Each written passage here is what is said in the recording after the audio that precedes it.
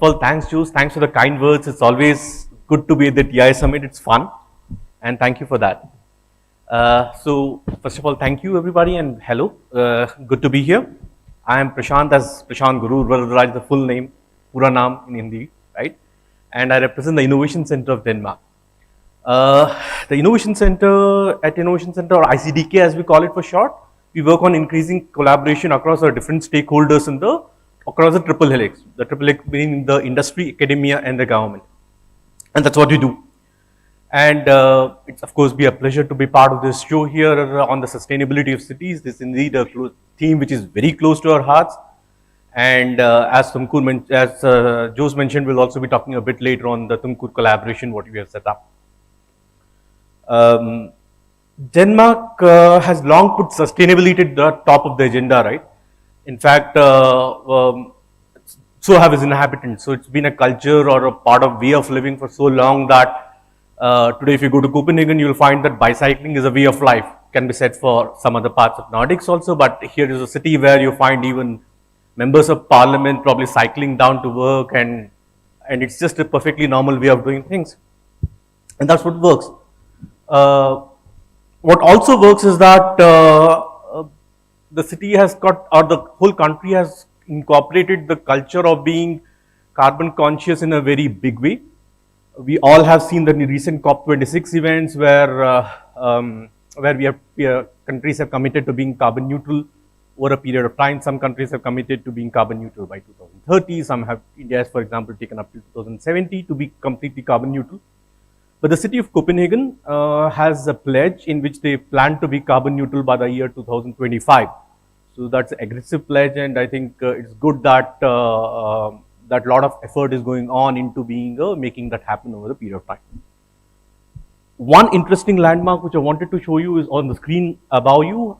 Can any one of you take a guess what it is? Some of you may know, but if you can take a guess. Okay, let me just put it. It's a waste to energy plant. Can I ask you to take another guess what it is? Yes. Is it a factory? Nope, it's a ski resort. So let me introduce Copenhagen to you. It's a waste to energy plant in the center of Copenhagen, right? And it's been built in a way that is built as a landmark for all tourists and all other folks who come in. So it's a waste to energy plant. It supplies thousands of households, of industries, of companies. But at the same time, it has built in the center of the city to be living along with the population, and also built as a ski resort.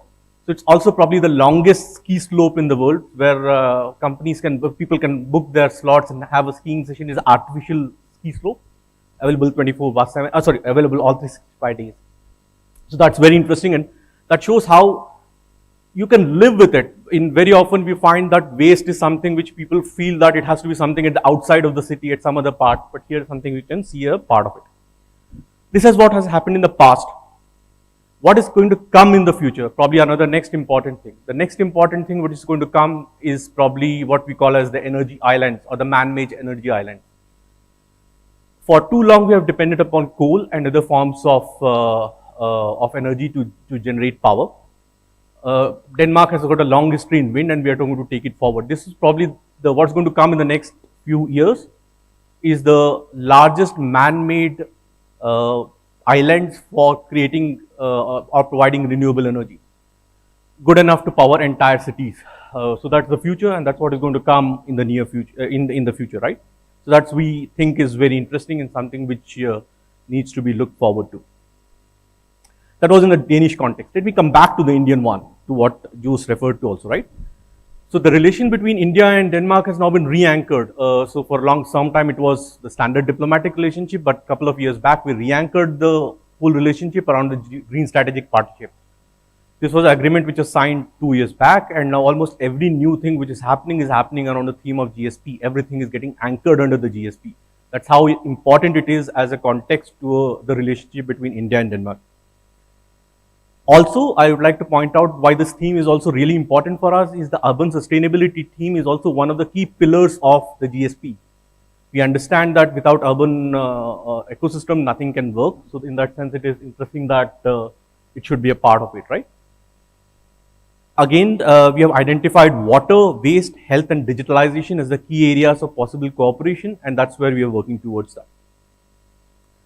We have at present, I think, 3 ongoing engagements in India, out of which one of which Jose mentioned, which happened right at the TIA summit, at least started at the TIA summit a few years back, which was the Aalborg Tumkur Sister City Agreement, right? And this is now one of the important parts of our pillars of our smart city engagement. The other is in the northern part of India, where the Udaipur has got a sister city agreement with the city of Aarhus.